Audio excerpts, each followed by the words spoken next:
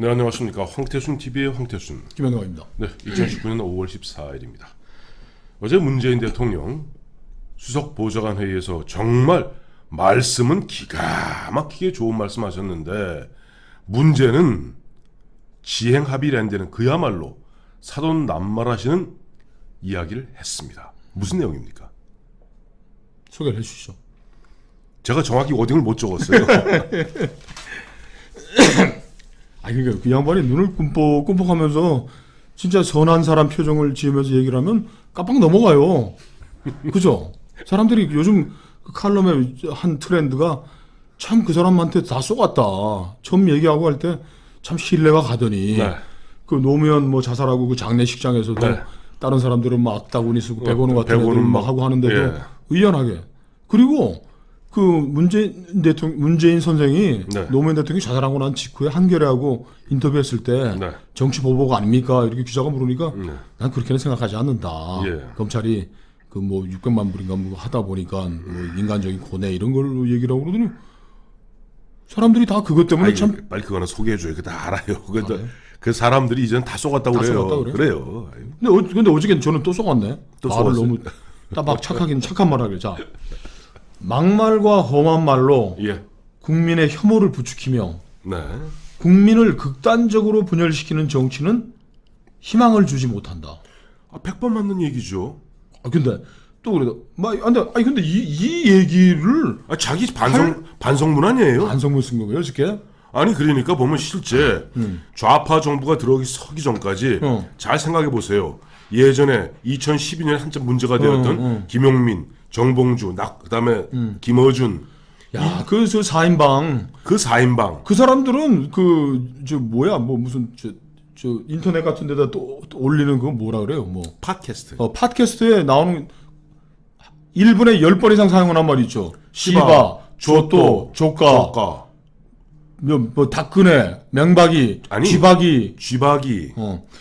대한민국을 증오와 욕설로 뒤덮어가지고 국민 분열을 만들어냈던 그 4인방이 문재인 씨의 가장 친한 친구들이었잖아요. 그리고 근데 예. 지금 문재인 정권이 들어왔고 그 사람들 지금 누구야? 김재동이 같은 아이들은 KBS에 시사 프로를 진행하고 김어준이는 TBS의 교통방송에 좌장으로 그냥 아직도 계속 욕하고 시바줬도 이렇게 하는데 압권 중에 압권은 뭔지 아세요? 문 대통령이 기억나세요? 어제 한 말이 진심이라면 그 4인방 좀 공론의 공간에서 좀 쫓아내 보내주세요. 저는 압권 중에 압권은 기억하실지 모르겠습니다만은 그 4인방 중 한 사람은 김용민이라고 있죠. 2012년에 당시 한명숙 대표 체제에서 저 노원구에 공천받았습니다. 그래요? 뭐 목사의 아들이라 그러면서 그 사람이 과거에 팟캐스트에서 한 얘기 뭔지 아세요? 뭐라 그랬어요? 콘돌리자 라이즈를 확 참 강간해 버리겠다. 그런 이야기하면서 또 2013년 박근혜 대통령이 취임하자마자 그 전에는 쥐박이 그렇게 얘기하더니 박근혜 대통령 뭐 닥근혜라고 이야기하고 기억하실 겁니다. 그 당시에 지금 보면 홍익표 의원이라고 그 무렵에 정말 귀태 태어나서는 안 될 귀신의 새끼라는가 대통령을 그런 식으로 밑에 수하들 친구들이 표창원이 야 그런 자들이 현직 대통령 갖다가 더러운 잠 그래갖고 거기다 더 걸어놓고 그런 부류의 인간들이 그렇게 해서 나경원 의원이 달빛 청녀 같은 그 말 썼다고 의원직 물러나라고 지들이 한 걸 좀 생각을 해야지. 그리고 문재인 씨가 진짜 자기 가슴에 손을 얹고 한번 반성을 좀 어저께 반성문이라고 그러시니까 이해가 반성문이래요. 반성문이죠. 반성문이에요. 자, 안희정 씨가 네. 2017년 3월 22일 날 그랬어요. 지금 요할했다고 감옥 보낸 모양이네. 또 참 끔찍하다. 되들었잖아요. 문재인 사람들, 문바들 네. 정말 질겁하게 만들고 정 떨어지게 만든다. 그랬더니 문재인 선생님께서 뭐라 그랬어요? 그때 유명한 얘기 있지 않습니까? 한참 댓글 달고 무슨 얘기만 하면 2만 명, 3만 명이 댓글 달고 공격하고 숨 못 쉬게 했잖아요. 그래서 이제 안희정 지사가 그런 이야기 하니까 그저 댓글은 양념 같은 거라고 정치하는 사람은 그런 거 다 감내해야 된다고 문재인 대통령 아셨죠? 야. 감내하셔야 됩니다. 참 진짜 이 사람들을 참 나쁜 게 드루킹은 또 뭐야 드루킹 가짜 여론 조작해가지고 욕설 퍼붓고 얘기하는 놈 있으면 거기 개소리 쌍소리 8,800만 조회 참 이야, 그리고 네. 정말 좀 문재인 씨 또 가슴에 손을 얹고 한번 좀 생각을 좀 해보세요. 뭐라고 그랬어요? 2016년 네. 12월 16일 날 네. 국회에서 탄핵 소추안 처리되고 나가지고 이제 헌재 곧바로 넘어간 그 시점에 뭐라 그랬어요?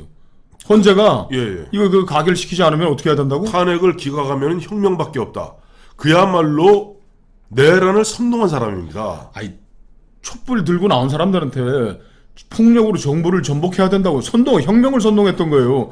지금 와가지고서 뭐 막말과 험한 말, 국민 혐오, 분열, 야, 진짜 사돈 낱말을 해도 어떻게 이렇게 할 수가 있어요? 우리 반성문으로 이해해둡시다. 반성문?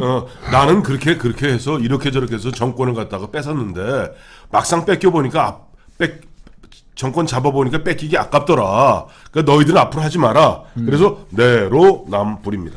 저는 김대중 대통령 뭐 돌아가신 분 얘기 뭐 하고 싶지 않지만은 네. 김대중 대통령이 지금 계셨으면은 네. 5.18 문제를 저렇게 정말 뭐 바닥바닥 긁어가지고 저 또 분열의 현장으로 끌어내는 것에 대해서 그만해라 그러셨을 것 같아요. 자, 최근에 어제 쏟아진 뉴스 가운데 네. 미 정보요원이라는 뭐 네. 501 정보요단 소속 군사정보원이었는데 그 사람 자기 아이디 밝히지도 않았어요. 언제 근무했고 네. 자기가 그 당시에 뭐 미 국무부로 국방부로 보고해서 이게 뭐 미국 대통령한테 보고됐다는데 그 보고서 내놓지도 않은 사람이 나와가지고 뭔 얘기했습니까? 첫째, 5월 22일 날 네. 5.18 때 전두환 장군이 내려가서 예. 보안사령관이죠. 예. 하고 그 자리에서 발포 명령이 있었을 거라고 나는 믿는다. 두 번째, 다시 하죠. 그 자리에서 발포 명령이 내려졌을 것이라고 나는 믿는다. 나는 믿는다지. 그건 너는 믿어라. 그리고 또 오늘 또 근데 이 사람 이야기가 예. 저 SNS에 뭐 인터넷에 한 1년 전부터 아이, 떠다녔던 거예요. 저 예전부터 봤어요. 근데 그러니까 아무도 눈길도 주지 않았고 지금 5.18은 또 얼마나 털은 거예요 지금 뭐 87년 광주 청문회부터 해가지고서 뭐 했는데 네. 또 이 사람이 또 증언을 했어. 그러면서 네. 관변 뭐 오영 뭐 언론들이 일제히 다 또 썼어. 국군 보안사 소속의 편의대 이름이 편의대. 지가 저런 게 편의대가 어딨어? 편의대라는 뭐 20, 30년 청년들이 얼굴도 시커멓고 뭐 거지 복장도 하고 뭐고 들어가고 거기서 방화 선동 폭력을 했다라. 옛날에 또 무슨 북한군 왔다고 어떤 또 정신없는 사람이 얘기하더니 이제는 또 보안사 소속 군인들이 가가지고 저 광주에서 저 소요 뭐 방화 선동했다고 지금도 주장을 하는데 네. 이거를 이 사람을 끄집어내 가지고 네. 5.18을 또 국민을 분열시키는 정치를 하겠다고 하는 배후 세력이 문재인 세력 외에 또 누가 있습니까? 근데 김 실장 저거 뭐야 무협지 안 보죠 잘. 네. 그러니까 편의대는 모르지. 편의대가 뭐예요? 편의대라는 게 옛날 중국 춘추전국 시대 때부터 보면은 그거는 예전부터 적국을 침공할 때 미리 사전에 들어가는 세작들을 갖다 편의대라고 그래요. 그러니까 말 그대로 옷을 갈아입고 그야말로 예를 들어서 보면은 북한군이 우리 예전 기억하실 겁니다. 우리 남한 침공할 때 보면 미리 이쪽 편의대라는 게 편할 편자에 어디 있자요? 그렇죠. 그럼 이 양반이 그 무협지를 상당히 많이 읽으신 분이구만. 제가 딱 보니까 편의대니까 무협지 읽었구만. 그리고 그 양반 얘기했던 거는요. 작년부터 계속 돌고 때만 되면 가서 여기저기서 이런저런 얘기하는데 근데 때 맞춰서 이 아니, 뉴스를 근데 생산하는 어. 기재가 시스템이 있을 거 아니에요. 이 사람 불러내서 국회에 오라 그래가지고 그게 다 문재인 지지하는 국회의원들 아니에요. 또 뭐 청문회 한다, 와라 그래서 장을 깔아주고 인터넷에서도 이거 뭐 가짜 뉴스라고 그냥 인터넷 여론에서 짓밟힌 사람을 끄집어내가지고 그 세우고 마이크 대주고 방송 신문 불러가지고서 뿡짝뿡짝하는 그 세력이 문재인 지휘하에 있는 사람들 아니에요. 문 대통령 제발 이런 거 하지 말라고 좀 밑에 아이 수하들 단속도 좀 하세요. 이게 뭐 하는 겁니까 대통령이? 자, 문재인 씨. 이렇게 생각하셔야죠. 2010년 집권하자마자 광주 문제 털겠다고. 자, 아까 말씀하셨습니다. 광주 문제는 88년, 89년 광주 청문회. 특히 제일 핵심적이었던 95년, 96년에 내란으로 다 잡아놓은 거 아니에요? YS 대통령이 완전히 그 당시 과거사 바로잡기 한다고 완전 다 잡아놓았잖아요. 그리고 그다음에 DJ는 오히려 좀 조용했어요. 또 노무현 때서 또 과거사 한다고 또 한 번 털었어요. 아니 또 턴다고 해가지고 뭐 어디에 무슨 안매장했다라고 해서 제가 그 뒤진 건 뭐가 나왔어요? 그래서 그래. 광주 교도소에 안배장했다면서요. 그거 판다고 그 당시 모든 MBC를 비롯한 모든 어용 언론 동원해서 다 했는데 지금 어떻게 됐습니까? 2년이 다 돼가는데. 딱. 저 문재인 대통령은 분열의 정치 얘기를 할 자격이 없어요. 시작하면서 적폐 청산한다고 온 나라를 뭐 적폐와 비적폐로 나눠가지고 2년 내내 검찰과 경찰을 그 사냥개 시키듯이 해가지고 지금 이 나라를 난장판으로 만들어 놓고서 어젯밤에 갑자기 띵 나타나가지고 어제 오후 수보회에서 이거 떡 가서 뭐 이 얘기를 떡 하고 나니까 본인은 딱 예를 들어서 막말과 어쩌고 저쩌고 하는 부분에 자유한국당에 찍지는 않았어요.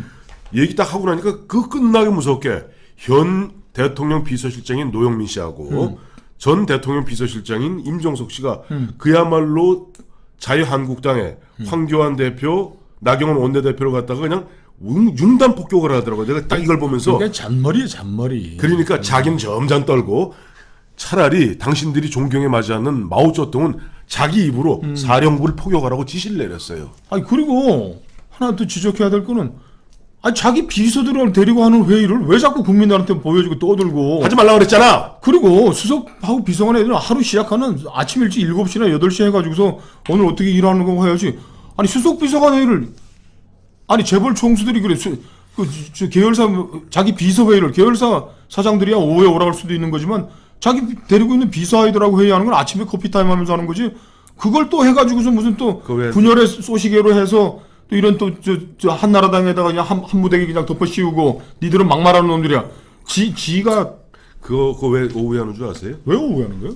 늦잠이잖아. 그게 아니라 오후에 하면은 딱 한 4시나 4시 반쯤 돼갖고 조간 마감 시간 다음에 이제 저녁에 이제 모든 방송사 딱 한 7시 뉴스에 맞춰서 딱 뿌리면 효과 만빵이라고 생각하는 거예요. 그러니까 이게 이 친구들의 수준인 게 자 남을 욕하더라도 거짓말을 하고 네. 없는 걸 있는 것처럼 만들어가지고 욕하면 곧 금방 드러납니다. 문 대통령 내가 정말 왜 지난 2년 동안 분열의 정치를 해가지고 내 정말 묘혈을 팠는지 가슴을 치고 후회할 날이 금방 올 겁니다.